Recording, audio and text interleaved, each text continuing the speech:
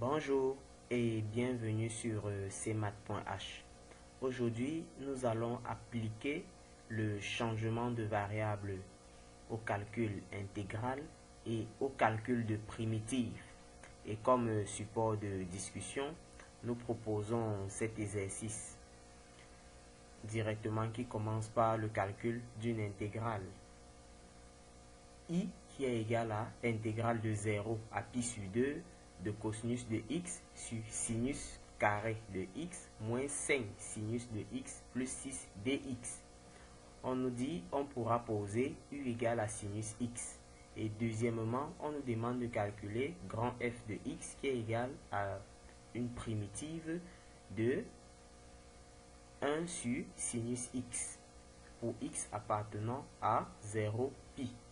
On nous dit également qu'on pourra poser t égale à cosinus de x. Solution. Posons u égale à sinus x. Cela voudrait dire que du est égal à cosinus de x dx. Pour x tendant vers pi sur 2, on constate que u tend vers 1.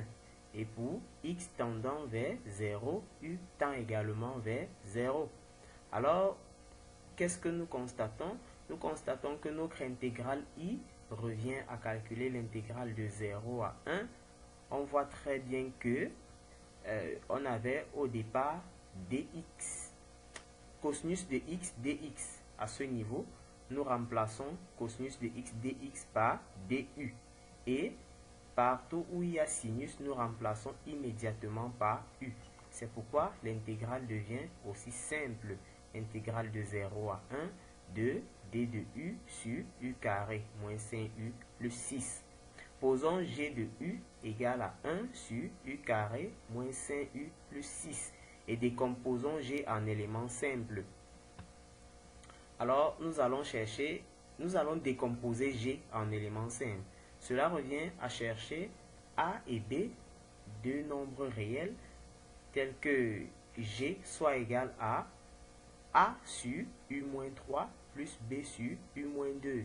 Bien sûr, la forme factorisée de ce dénominateur n'est rien d'autre que u-3 facteur de u-2. C'est pourquoi nous décomposons sous cette forme.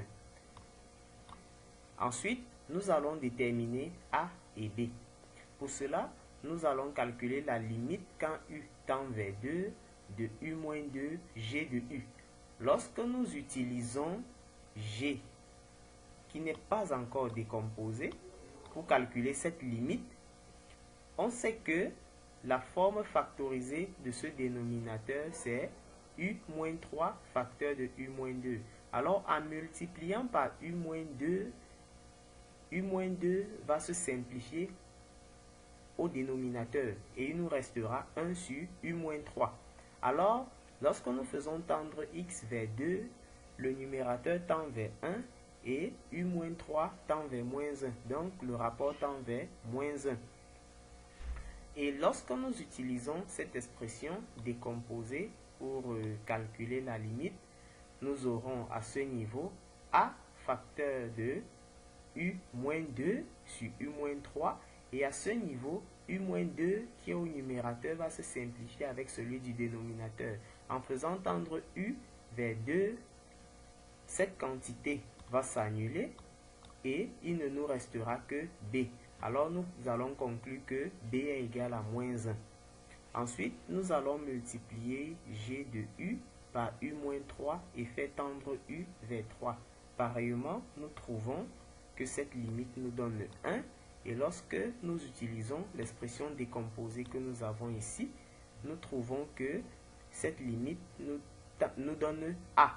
Alors nous pouvons conclure que a égale à 1. Et donc, l'intégrale i devient donc l'intégrale de 0 à 1 de 1 sur u-3 moins 1 sur u-2 du. Alors, une primitive de 1 sur u-3, c'est ln de valeur absolue de u-3. Et une primitive de 1 sur u-2, c'est ln de valeur absolue de u-2 à prendre entre 0 et 1. Ensuite, lorsque nous calculons la différence des images entre les bornes, nous trouvons ln de 2 moins ln de 1 moins ln de 3 plus ln de 2, ce qui nous donne en fin de compte 2 ln de 2 moins 3. Ainsi, I est égal à 2 ln de 2 moins 3.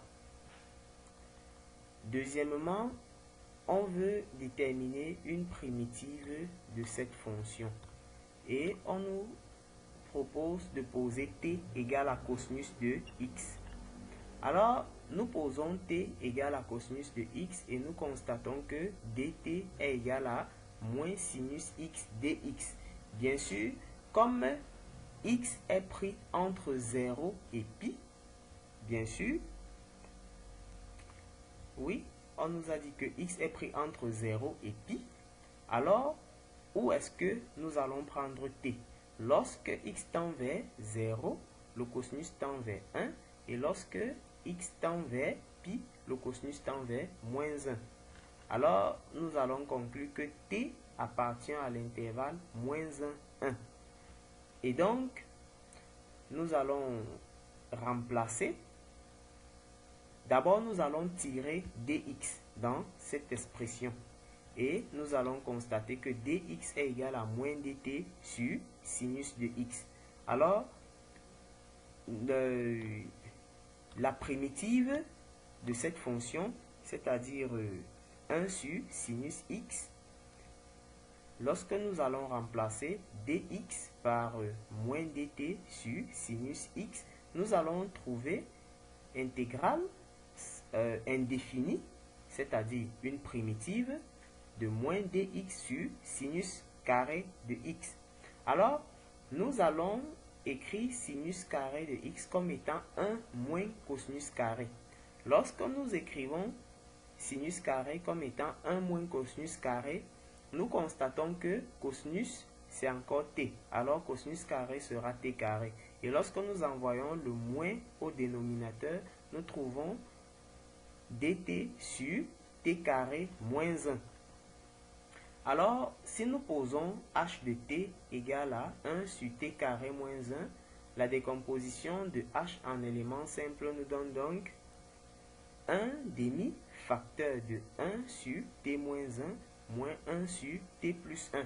Alors, une primitive de 1 sur sinus de x ne sera rien d'autre que une primitive de 1 demi de 1 sur t carré moins 1 moins 1 sur, de 1 sur t moins 1 moins 1 sur t plus 1 dt. Alors, si nous faisons le calcul direct, nous allons trouver qu'une primitive de cette quantité n'est rien d'autre que valeur ln de valeur absolue de t moins 1 et une primitive de 1 sur t plus 1, c'est ln de valeur absolue de t plus 1, plus une constante réelle bien sûr. Alors, comme nous avons les valeurs absolues, nous n'avons donc aucune crainte de pouvoir contracter les deux expressions. Alors, nous trouvons 1 demi de ln de valeur absolue de t moins 1 sur t plus 1 plus constante. Et nous remplaçons t par cosinus de x. Lorsque nous remplaçons t par cosinus de x, nous trouvons grand F de x qui est égal à 1 demi de ln de valeur absolue de cosinus de x moins 1 sur cosinus de x plus 1 plus constante. C'est donc ici que s'achèvent notre exercice. Et pour ceux qui ont encore du mal à décomposer des fractions rationnelles en éléments simples, faites-nous signe dans les commentaires. Ou alors pour ceux qui ne savent pas à quel moment poser sinus, à quel moment poser cosinus, à quel moment poser tangente de x sur 2 par exemple, faites-nous signe dans les commentaires et nous y reviendrons.